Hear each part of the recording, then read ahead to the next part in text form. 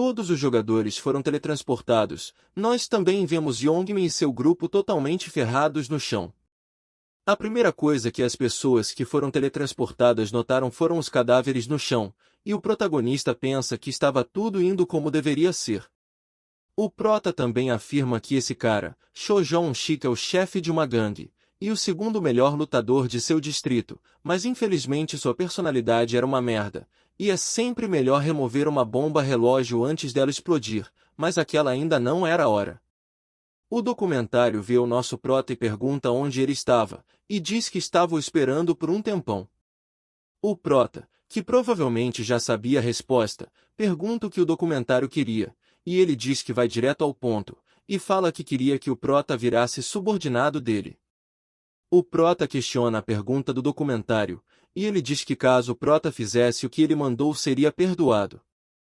O protagonista ri do que o figurante disse e pergunta se ele realmente queria puxar uma briga naquele momento. Ao ver que o figurante queria realmente brigar, o proto fala para ficar de joelhos, e diz que aquela era a única forma dele sair inteiro dali. O figurante fala que o prota não entendeu a situação direito, mas é imediatamente interrompido pelo prota, que o pergunta se ele estava falando em grego ou algo do tipo. O nosso prota puxa a foice e pergunta se o figurante ficaria mais satisfeito se morresse ali, e no momento em que o documentário viu a foice, ele percebeu que tinha feito merda e mexido com o cara errado. O documentário engole seco e fala que ele é líder de uma gangue, e pergunta se o prota realmente achava que ele ia se curvar. O documentário balança sua faca e fala pro prota ir para cima dele. O prota, por outro lado, pensa que o documentário continua a pavio curto como sempre, e nos diz que as coisas ficariam complicadas caso ele mostrasse sua força e recebesse todos os votos.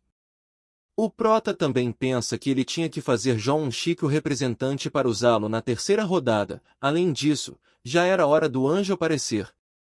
A anjo realmente aparece, e o prota diz para o documentário tomar cuidado com quem ele mexe para não morrer tão cedo. Jong-sik fica parado suando e pensa consigo mesmo que quase teve um ataque cardíaco, mas diz para si mesmo que vai pagar de volta essa humilhação 1000 vezes a mais quando for o representante. A anjo pergunta se as pessoas já decidiram quem vai ser o representante, e ela olha para os corpos das pessoas que morreram e diz que parece que as pessoas fizeram mais do que ficar apenas conversando por aquelas 3 horas, mas não era do interesse dela se humanos vivessem ou não. A anjo diz para eles prosseguirem com a votação, cada jogador só tinha um voto e para eles votarem bastava olhar para a pessoa que eles quisessem e pensar consigo mesmo em votar. O sistema também diz que os jogadores que falharem em votar dentro de 5 minutos vão ser eliminados. Os jogadores se perguntaram em quem votar, e a maioria deles olhavam para o Jong-sik com receio.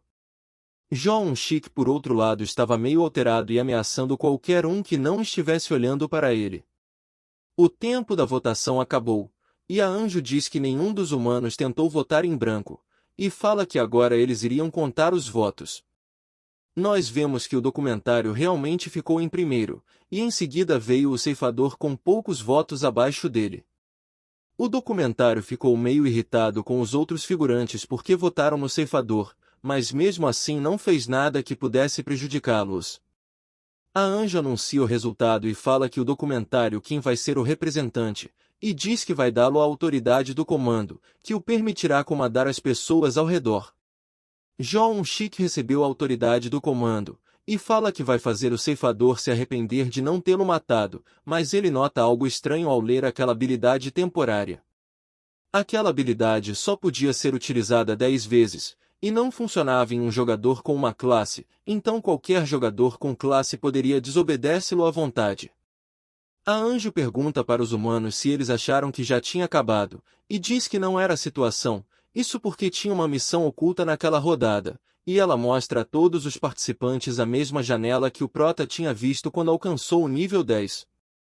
As pessoas ficaram confusas, incluindo Arin e o segurança, e a anjo explica que a janela foi definida para aparecer assim que as pessoas atingirem o nível 10, mas a maioria das pessoas não tinham conseguido isso. Um figurante pergunta como que eles deveriam subir de nível se ali não tinham monstros, e a Anjo fica com raiva da ignorância daquele humano e fala que a floresta estava cheia de monstros, ele que não se deu o trabalho de sair de seu conforto. Mas a Anjo diz para as pessoas não se sentirem mal por não conseguir uma classe, afinal só 80.000 pessoas em todas as regiões foram capazes de avançar nessa rodada, e a Anjo revela que algumas pessoas naquela região também avançaram. As pessoas ficaram se perguntando quem tinha avançado tão rápido, e a Anjo estala os dedos e diz para eles olharem o resultado da missão e descobrir. A primeira pessoa a avançar foi obviamente o Ceifador Negro, e as pessoas ficaram surpresas com isso. O Prota foi a única pessoa na região que avançou, e o fato dele ser um ceifador só deixou as pessoas ainda mais perplexas. As pessoas que estavam ali ao redor diziam que a classe do Prota parecia ser forte pra caramba, e agora eles entendiam o fato dele carregar uma foice gigante com ele por aí. O documentário que estava por ali pensa consigo mesmo que ia usar a autoridade de comando para fazer o Prota se matar, mas ele não esperava que o Prota já tivesse uma classe. Agora nos vemos a Anjo, e ela diz que na rodada 2 os ranks foram conquistados na ordem de quem completou a missão extra primeiro, e ela olha para o quadro de resultados e fica surpresa pelo Ceifador Negro ser a primeira pessoa que mudou de classe na região novamente. Ela diz que o fato do Ceifador Negro não conseguir apenas o primeiro lugar da região atual, mas em todas as regiões era impressionante, e o mais surpreendente era que sua classe combinava com o seu apelido. A Anjo pergunta por que o Prota tinha pensado naquele apelido, e questiona se ele já sabia que ia ganhar aquela classe. O Prota diz que não sabia, e a Anjo fala que talvez aquilo seja algo como o destino agindo. O Prota pensa consigo mesmo que nem os anjos sabiam como obter a classe de ceifador, eles só sabiam que aquela era uma classe única.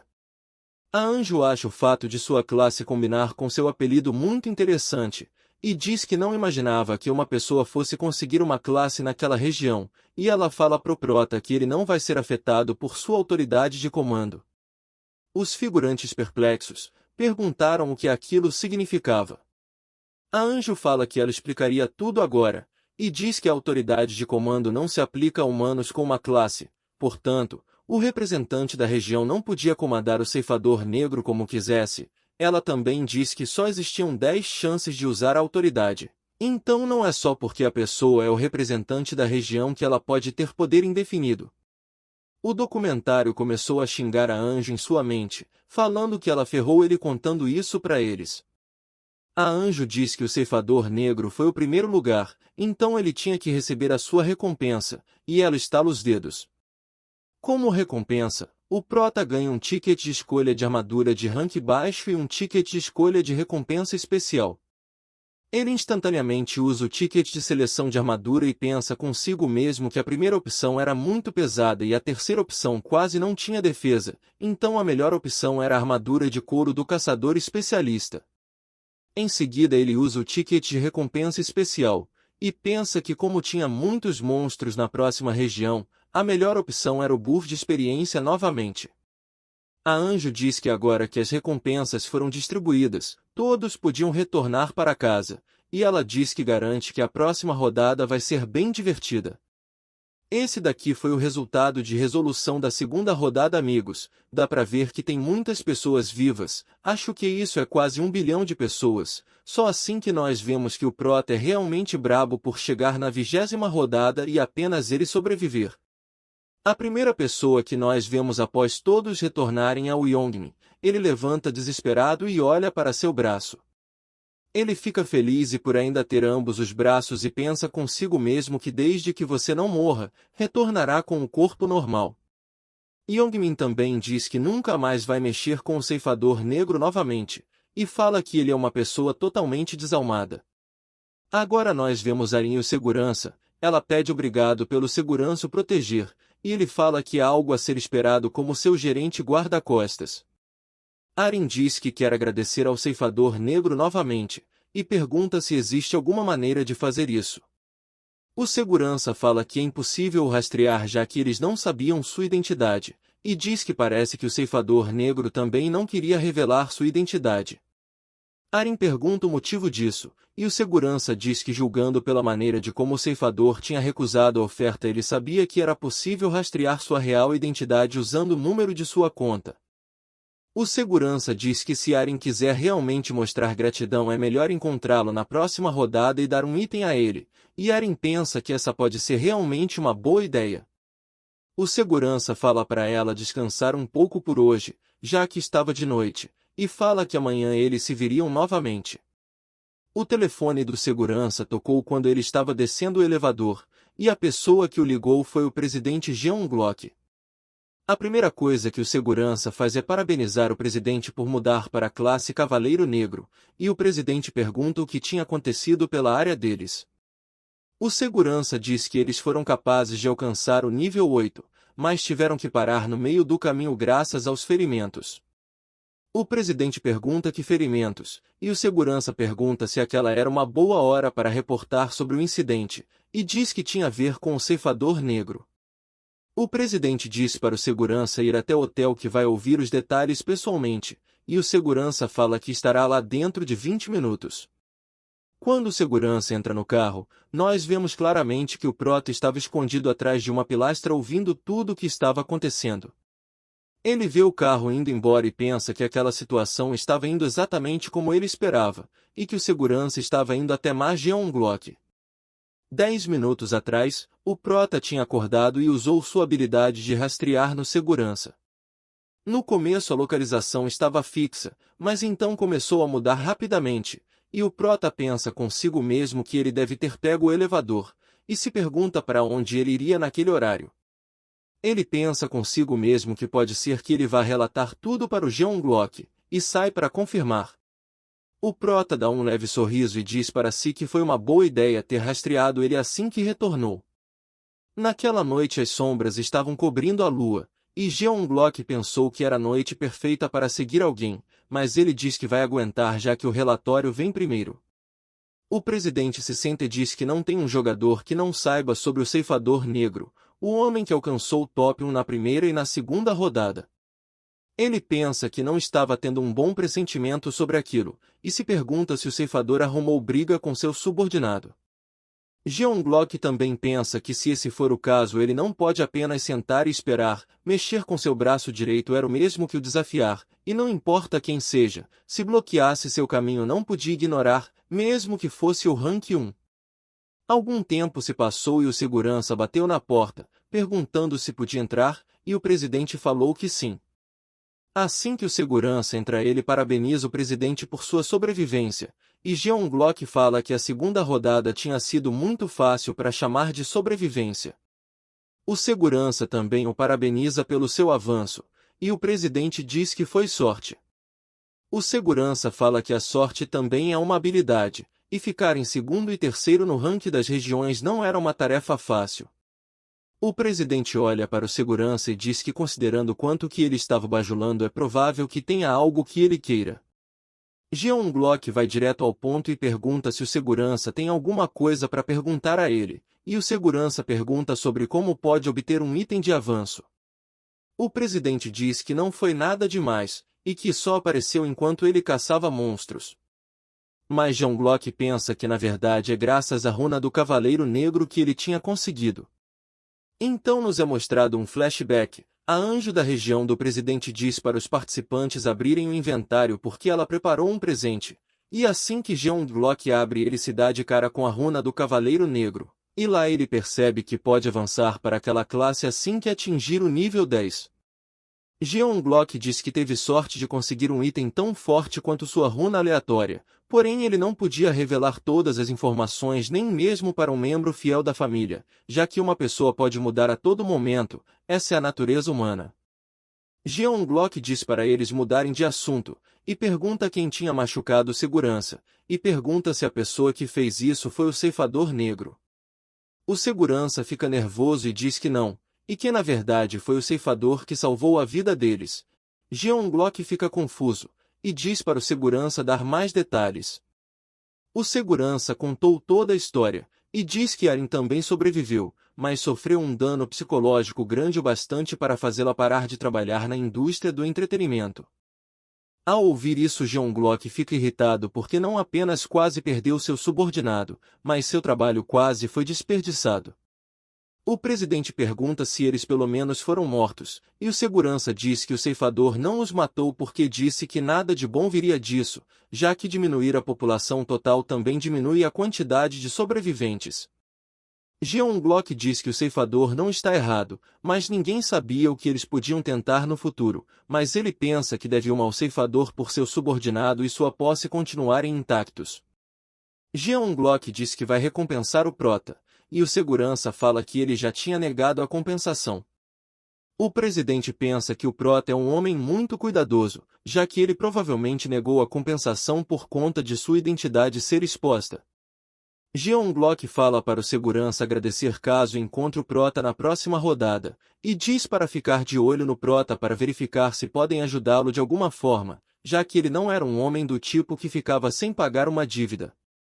O segurança diz que vai fazer assim como dito, e Jeon Glock, que estava indo embora, se vira e diz que esqueceu de perguntar algo importante, e ele pergunta qual eram os apelidos dos valentões que machucaram eles. O prota estava lá do lado de fora, e pensa que o segurança é muito leal por ir direto a Jeon Glock mesmo tarde da noite assim que voltou à realidade. O prota diz que agora que tinha confirmado o destino do segurança era melhor ir para casa, já que ficar ali só levantaria mais suspeitas. O prota pensa que não esperava que uma celebridade patrocinada por Jeon Glock vivia no mesmo prédio que eles, e diz que deve agradecer seu irmão, já que se eles não tivessem ido distribuir bolos eles não teriam a conhecido e nunca teriam descoberto que o braço direito de Jeon Glock e Arin estavam conectados. O prota pensa que desenvolver a relação deles como vizinhos deve ajudar a conseguir a confiança de Jeon Glock mais tarde, mas fala que ainda precisa ter certeza se quer levá-lo ou não até a rodada 20. A runa do cavaleiro de Jeon Glock é tão boa que podia ser considerada trapaça, no entanto ainda existiam pontos negativos nessa runa, como ser forçado a se tornar um cavaleiro negro. Mas o pior efeito negativo era que para usar a aura sombria, o poder dos Cavaleiros Negros, você precisava carregar um tipo especial de mana chamada Mana Negra, e essa Mana Negra não podia ser adquirida por meios comuns. Aquela era uma habilidade que combinava somente com alguém de tendências psicopatas, exatamente como Jeon Glock. O prota pensa que pode ser perigoso ter alguém assim como companheiro, mas diz que vai mantê-lo como candidato e usá-lo quando for necessário. Ele também diz que tinham vários indivíduos talentosos além dele, e o prota pensa que deve começar a trabalhar nisso assim que o sol nascer. A cena muda para uma loja de conveniência. Um homem está suspirando lá dentro e diz que a receita vai cair pela metade se continuar assim. Nesse momento uma garota entra e chama ele de pai, e ela pergunta por que ele estava suspirando tão alto. O dono da loja diz que é porque a venda de bilhetes da loteria foi suspensa, e o motivo disso era porque o governo deu uma desculpa razoável que era por conta dos jogadores, já que o governo não sabia que tipos de habilidades eles podiam usar. E nessa hora, Julie se lembra do nosso prota, que ficou em primeiro lugar na loteria 4 vezes. O dono da loja estava se perguntando o que fazer, já que as coisas estavam ficando mais difíceis por conta das contas e dos custos do trabalho, e Julie diz para ele não se preocupar, já que ela se graduaria em breve e começaria a ajudá-lo. Ela pensa se deveria arrumar um emprego de meio período por enquanto, mas seu pai diz para ela focar nos estudos, porque as notas dela eram muito boas e seu sonho era se tornar médica. Julie fala que desistiu desse sonho, e pergunta se a escola realmente importava nessa situação. O dono da loja pensa que ela está certa, que o dinheiro era o menor dos problemas, e ele diz que estava preocupado com sua filha, já que se tudo desse errado ela poderia até morrer na próxima rodada. O dono da loja pede desculpas a ela, e Julie diz que ele não precisa de desculpar, e fala que estava indo muito bem. Ela diz que sobreviveu à segunda rodada e até conseguiu uma classe. O pai dela se pergunta o que é uma classe, e ela põe uma de suas mãos sobre a cabeça de seu pai e usa um feitiço, fazendo sair uma aura verde de sua mão. O dono da loja se pergunta o que era aquilo, e ela diz que é uma habilidade chamada Bênção, e fala que conseguiu essa habilidade depois de obter a classe Buffer. Essa habilidade aplica pequenas melhorias no atributo de uma pessoa, mas conseguia revigorar pessoas normais. O pai dela diz que aquela era uma habilidade incrível, e conseguia sentir seu corpo muito melhor. Julie então fala para o seu pai se animar, e ele diz que vai tentar. Nesse momento chegou um cliente na loja, e era exatamente o nosso protagonista. Julie pergunta se o pai dela conhecia ele, e o dono da loja diz que aquele era o vencedor que conseguiu ficar em primeiro lugar com 100 bilhetes. O prota pergunta se o dono da loja ainda se lembrava dele, e o dono diz que sim, e pergunta o motivo do prota estar ali. O prota diz que estava ali para se desculpar, e diz que viu as notícias, por ele ter ficado em primeiro lugar várias vezes, a venda dos bilhetes de loteria parou, e ele pede desculpas se causou algum dano financeiro à loja por conta disso. O dono da loja diz que a culpa não é dele, e fala que não é como se eles fossem morrer de fome por não vender mais bilhetes de loteria. Ainda assim o prota diz que não parece certo na visão dele, e oferece uma compensação. O dono da loja pergunta o que é aquilo, e o prota diz que eram 10 milhões de dinheiros coreanos, e isso faz o dono da loja ficar um pouco nervoso e ele diz que era muito dinheiro para eles. O prota só deixa o envelope na mesa e vai embora, e o dono da loja diz que não podia aceitar tanto dinheiro assim. Julie então diz que vai correr e devolver o dinheiro para ele. Ela corre até chegar no prota, e pergunta se ele pode esperar um pouco. Ela o chama de Hyumin, e diz que é Min-Julie, e que eles estavam na mesma turma, e o prota se faz de desentendido se perguntando se eles realmente estavam na mesma turma. Julie fica meio para baixo pelo prota não se lembrar dela, e ele diz que não é muito bom com rostos. Na verdade aquilo era uma mentira, ele sabia sobre ela e que ela era filha do dono da loja de conveniências, e que ela possuía a classe única buffet. O prota salvou ela de alguns monstros e descobriu que ela era da mesma turma dele depois que voltou da primeira vez, e ficou bem surpreso que esse tipo de destino existia. E o motivo por trás dele encontrar Julie pela primeira vez como um pretexto de ser mera coincidência foi para levá-la para o lado dele. Julie pergunta se eles poderiam ir conversar em outro lugar, e o prota concorda com a proposta dela. Agora nós os vemos em algum tipo de parque, e Julie tenta devolver o envelope que o prota tinha dado para o dono da loja. Ele pergunta por que eles estavam devolvendo, e Julie diz que aquela quantia de dinheiro era muito grande para eles. O prota pensa que 10 milhões de dinheiros coreanos podiam realmente ser uma quantidade grande demais para pessoas comuns lidarem, e ele diz que deu essa quantidade sabendo que eles não aceitariam, já que ela era o tipo de pessoa que não aceitava ficar devendo. Ela fala para o prota pegar o envelope logo porque sua mão estava começando a doer, e ele diz que não tinha chance disso acontecer, já que era um pedido de desculpas por ter causado danos à loja.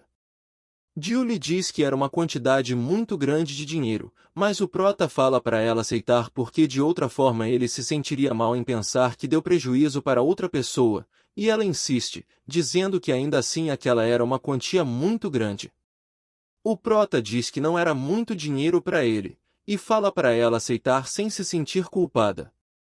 O prota diz que terminou a conversa e que precisava ir, mas ela diz que 10 milhões era muito, e que só aceitaria 1 milhão. O prota fala para ela perguntar o que o dono da loja acha disso, e Julie diz que seu pai definitivamente ficaria desconfortável com isso. O prota fala que não sabia que o pai dela era o dono da loja, e ele diz que agora apareceria mais vezes lá graças a isso. Julie diz que também se surpreendeu pelo vencedor do primeiro lugar da loteria ser um colega de turma, e pergunta se ele realmente não sabia que eles eram da mesma turma. O prota diz que ele realmente não era bom com rostos, e fala que acha que aquela é a primeira vez que eles conversam cara a cara, e Julie diz que realmente é verdade. Julie fica triste pelo prota nem nunca ter ouvido seu nome, e ele pensa que mesmo que ele se sinta mal em fingir não a conhecer era preciso fazê-la se interessar nele. Julie então se apresenta novamente, ela fala que está na mesma turma que ele e aproxima seu rosto bem próximo do prota, e pergunta se agora ele vai lembrar dela. O prota diz que vai lembrar com certeza, e ela entra em depressão ali do lado, dizendo que tomou o maior choque de realidade da vida dela. Ela estava se apresentando para um colega de turma quando a graduação já estava chegando. O prota diz que pelo menos agora ele sabe, e diz que não é como se eles não pudessem se falar depois da graduação, e pede o número de Julie. Ela fica corada e pergunta se ele realmente queria o número dela, e o prota diz que acha que não tinha nada de errado em pedir o número de uma colega de turma. Ela fica com vergonha e passa o número, e o prota diz que acha que é o destino eles se encontrarem assim, e fala para eles entrarem em contato um com o outro com frequência. O prota fala que agora precisava ir embora porque tinha algo urgente para fazer, e ela percebe que não conseguiu entregar o envelope. Julie corou depois do prota ir embora. Ela não pensava que ele pediria seu número do nada, e sentia seu coração batendo cada vez mais rápido. Ela sabia que o prota tinha pedido para ser amiga dele, mas ela gostava do Hyumin. Eles se encontraram por acaso na primeira vez, e Ongmin e os delinquentes estavam batendo no prota e ela chamou a polícia. Julie seguiu para ter certeza que ele chegaria em casa em segurança. Ela não sabia se foi por ter pena dele ou porque tinha que ver como terminava o incidente, já que foi ela quem reportou. Mas Hyumin não foi para casa, ele trabalhou como se nada tivesse acontecido e ela aprendeu que ele era bem mais forte do que parecia. E a partir desse ponto ela começou a criar um interesse por ele, mas não conseguiu criar a coragem para falar com ele, e depois disso seus sentimentos cresceram tanto que ela nem conseguia se aproximar. Ela nunca imaginava que eles se encontrariam assim, e diz que dessa vez vai ser corajosa, já que aquela era uma chance dada a ela pelos céus. Julie não podia fingir não conhecê-lo após receber 10 milhões, e no fim, ela se pergunta se deve chamá-lo para um jantar.